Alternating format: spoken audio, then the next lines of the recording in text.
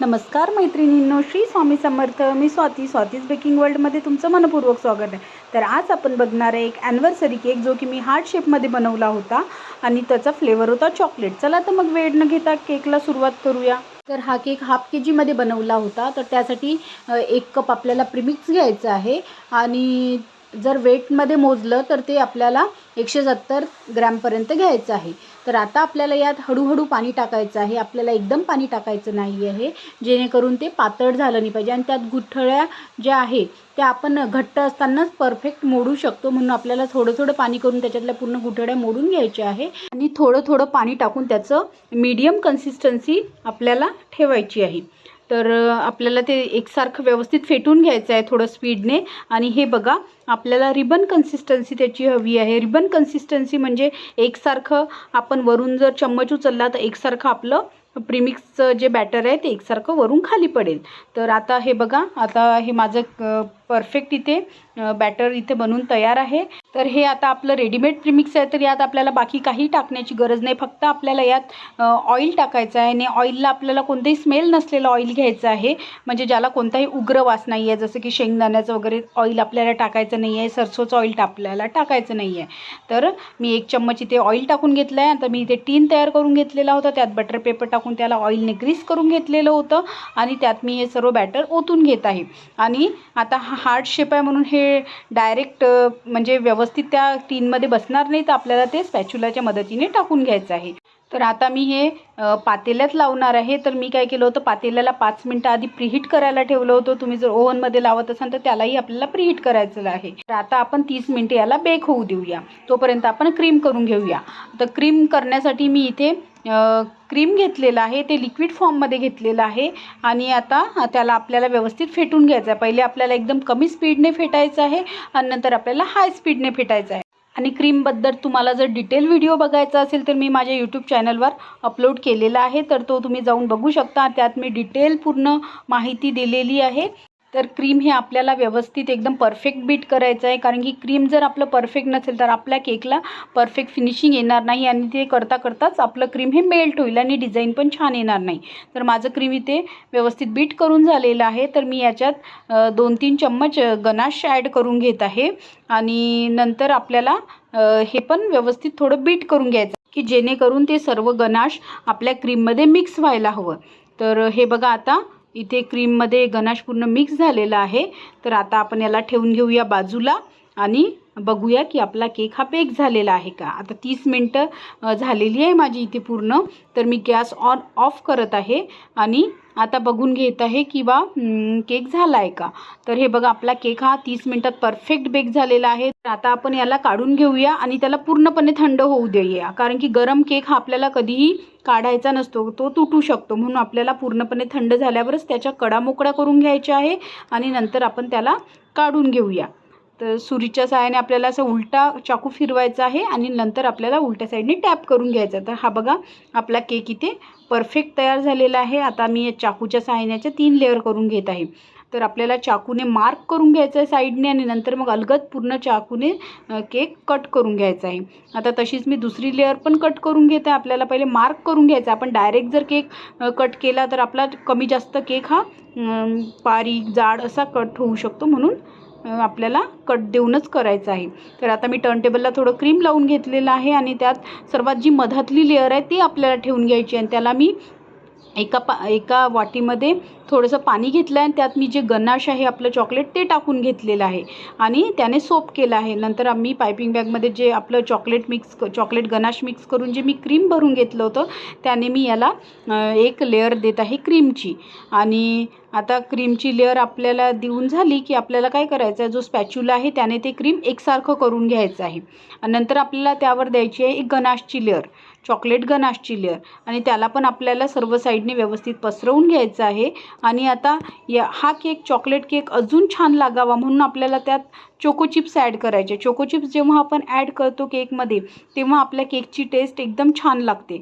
म्हणून आता मी सर्वात वरची लेअर ठेवलेली आहे आणि त्याला पण मी पाण्याने सोप करून घेत आहे. आणि सोप झाल्यावर आता अजून आपण त्यावर एक क्रीमची लेअर देऊ. आणि जेव्हा आपण सोप करतो चॉकलेट केक तो थोडा आपल्याला जास्तच करावा लागतो, कारण की चॉकलेट केकमध्ये कोको पावडर असते, तर त्यामुळे केक हा पटकन ड्राय होतो. म्हणून आपल्याला थोडं नॉर्मल केकपेक्षा थोडं जास्त आपण सोप करायचं चॉकलेट केकला. तर आता मी यावर पण गनाश टाकून घेत आहे आणि त्याला पण आपल्याला व्यवस्थित सर्व साईडने पसरवून घ्यायचं आहे, जेणेकरून केक कट केल्यावर खाताना सर्व साईडने एकसारखी टेस्ट लागेल. आणि त्यावर पण आपल्याला चोको चिप्स टाकून घ्यायचे आहे आणि ते पण आपल्याला सर्व साईडने एकसारखे टाकून घ्यायचे. आणि त्यानंतर आपल्याला सर्वात जी खालची टीनमधली जी लेअर असते ती आपल्याला वरच्या साईडने ठेवायची, कारण की तो भाग एकदम प्लेन असतो ना, तर म्हणून वरचं आपल्या केकची फिनिशिंग एकदम छान येते. म्हणून आपल्याला ती सर्वात वर ठेवायची आहे आणि त्याचा बटर पेपर काढून घ्यायचा आहे आणि त्याला पण आपल्याला पाण्याने सोप करून घ्यायचा आहे. तर आता हा केक आपला लेअरिंग करून तयार झालेला आहे. तर आता आपण याला करूया क्रम कोट करून घेऊया. वरच्या साईडने पण मी थोडं क्रीम लावून घेत आहे आणि साईडने पण थोडं क्रीम लावून त्याला जो पण आपला केक आतून दिसत आहे, केकच्या लेअर दिसत आहे, ते आपल्याला पूर्ण कव्हर करून घ्यायचे आहे. तर आता मी स्पॅच्युलाने इथे व्यवस्थित त्याला एकसारखं करून घेत आहे आणि साईडने पण मी थोडं क्रीम लावलेलं आहे, जेणेकरून आपला केक हा एकदम क्रमकोट होऊन जाईल. तर आता हा आपला केक पूर्ण क्रमकोट झालेला आहे. तर आता आपण याला घेऊया बेसवर. आणि बेसवर घेण्यासाठी बेस हा आपल्याला कधीही टर्न टेबलच्या खालच्या साईडने ठेवायचा आहे आणि पहिले केकला पूर्ण जे पॅलेट नाईफ आहे त्याने पूर्ण मोकळं करून घ्यायचं आहे पॅलेट नाईफ घालून, आणि नंतर आपल्याला अलगद असा ओढून आपल्याला केक हा बेसवर घ्यायचा आहे. तर आता करूया आपण केकला फायनल आयसिंग. तर मी काय केलं, एका पायपिंग बॅगमध्ये क्रीम भरून घेतलेलं आहे आणि पूर्ण क्रीम हे सर्व साईडने व्यवस्थित क्रीम केकला लावून घेत आहे, जेणेकरून आपला केक हा पूर्ण कव्हर होईल आणि त्याचा आकार पण छान दिसेल. तर आता वरच्या साईडने पॅलेट नाईफने मी प्लेन करून घेत आहे आणि एकसारखं आपल्याला क्रीम फिरवून केकला एक आकार द्यायचा आहे. तर आता साईडने मी क्रॅपर फिरवत आहे आणि क्रॅपर आपल्याला राऊंड शेपला आपण जसं फिरवतो एकदम गोल गोल तसं फिरवायचं नाही आहे, थोडं अलगद त्याचा जो आकार आहे तो लक्षात घेऊन फिरवायचा आहे. तर हे बघा, साईडने आपले जे कॉर्नर आहेत ते आपल्याला व्यवस्थित शार्प करायचे आहेत, तर ते आपल्याला अशा प्रकारे करायचे आहेत.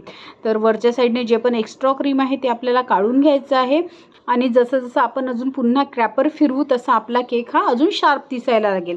कधीही एकदाच क्रॅपर फिरवल्यानं आपल्या केकला शार्प एजेस येणार नाहीत. तर आपल्याला असं व्यवस्थित क्रॅपर फिरवायचं आहे, जिथे थोडं क्रीम कमी वाटत आहे तिथे लावून पण घ्यायचं आहे आणि असं व्यवस्थित शार्प एजेस त्याचे करायचे आहे, जसं मी व्हिडिओमध्ये दाखवत आहे तसं. आणि वर जे पण एक्स्ट्रा क्रीम आहे ते आपल्याला पुन्हा काढून घ्यायचं आहे, म्हणजे जेणेकरून आपला केक अजून शार्प दिसायला मदत होईल. तर आता आपला हा बराचसा केक हा क्लीन झालेला आहे. तर आता मी इथे लायनिंगचं क्रॅपर फिरवून घेत आहे आणि सर्व केकला लायनिंग देत आहे आणि वर जे एक्स्ट्रा क्रीम आहे ते मी अजून पुन्हा काढून घेत आहे. आता अजून पुन्हा एकदा लायनिंगचं क्रॅपर फिरवून, जेणेकरून आपल्या ज्या लायनिंग आहे ते अजून शार्प दिसायला सुरुवात होईल. तर आता मी काय केलं आहे, गनाश एका पायपिंग बॅगमध्ये भरून घेतलेला आहे आणि त्याला छोटासा होल केलेला आहे आणि त्याने मी केकला ड्रिपिंग करत आहे. आणि ड्रिपिंग करताना मी जसं व्हिडिओमध्ये दाखवत आहे, आपल्याला डायरेक्ट हे गनाश सोडायचं नाही आहे. जसं आतमध्ये घेऊन पुन्हा खाली सोडायचं आहे, असं आतमध्ये घेऊन पुन्हा खाली सोडायचं आहे, असं आपल्याला करायचं आहे. तर आपल्या ड्रिपिंग ह्या परफेक्ट आणि छान दिसतील. तर आता हा माझा केक इथे कव्हर झालेला आहे आणि मला वरच्या साईडने पण पूर्ण गनाशनेच तो कव्हर करायचा होता. तर मी काय केलं आहे, ते पायपिंग बॅगमधलं जे पण उरलेलं गनाश आहे ते मी इथे वर टाकून घेतलेलं आहे पूर्ण. आणि आता पॅलेट नाईफने त्याला मी एकसारखं करून घेणार आहे. तर पॅलेट नाईफने मी इथे हळूहळू सर्व साईडने त्याला प्लेन करण्याचा प्रयत्न करत आहे आणि मला या केकवर अशा थोड्या लायनिंगचंच पॅटर्न बनवायचं होतं, तर मी तसं करून घेत आहे. तर हे बघा, आता आपल्याला काय करायचं आहे, बस जे थोडंफार व्यवस्थित सर्व साईडने ते पसरवून झालं की मी काय केलं आहे, त्याला पॅलेट नाईफने जसं पॅटर्न बनवलेलं आहे. तर हा पण पॅटर्न खूप छान दिसतो. तर आता या केकला करूया आपण फायनल डेकोरेट. मी काय केलं आहे, चॉकलेट जे क्रीम आहे माझ्याकडे बनवलेलं त्यानेच मी इथे फ्लावरच्या नोझलने फ्लावर करून घेत आहे. मला तिथे, कारण की हा ॲनिव्हर्सरी केक आहे, तर 2-3 तरी इथे फ्लावर मला ठेवायचे होते. तर एक फ्लावर झाला आहे, तर मी आता दुसरं फ्लावर करत आहे. तर असे 3 फ्लावर मी इथे करून त्याच्यावर त्याने डेकोरेट करून घेत आहे. तर त्याला पण मी स्टँड केलं आहे आणि त्याला कात्रीच्या सहाय्याने त्यावर ठेवून देत आहे. तसं आता मी अजून एक फ्लावर करून घेत आहे. तर फ्लावर करण्यासाठी आपल्याला थोडी प्रॅक्टिस करावी लागेल, तेव्हाच आपलं फ्लावर हे परफेक्ट येईल. तर माझं आता तिसरंही फ्लावर इथे ठेवून झालेलं आहे आणि आता मी इथे स्प्रिंकल्स घेतलेले आहे रेड कलरचे आणि ते पण मी इथे ठेवून घेत आहे जेणेकरून केकला अजून छान लुक येईल. तर जसे आपल्याला छान वाटतील लाईट पिंक डार्क पिंक असे मी ठेवून घेतलेले आहे. थोडे व्हाईट पण आहेत. तर असा मी त्याला एक लुक दिलेला आहे. तर आता हा केक आपला इथे तयार आहे. तर मी थोडेसे गोल्डन बॉल्स पण त्यात टाकून त्याला अजून अट्रॅक्टिव्ह केलेलं आहे. तर आता आपण ते जे फ्लावर्स आहेत तर त्याला लीफ तर लागणार असतं म्हणून मी ते थोडे लीफ काढून घेतलेले आहे आणि जे कपल आहे त्यांचं नाव टाकून घेतलेलं आहे आणि ॲनिव्हर्सरीचा टॅग लावून घेतलेला आहे आणि एक कपलचं टॉपर पण लावून घेतलेलं आहे. आणि आता आपला हा केक रेडी आहे. तुम्हाला या केकची डिझाईन कशी वाटली कमेंट्स करून नक्की सांगा. व्हिडिओ आवडला असेल तर चॅनलला सबस्क्राईब करा, लाईक करा, शेअर करा. धन्यवाद.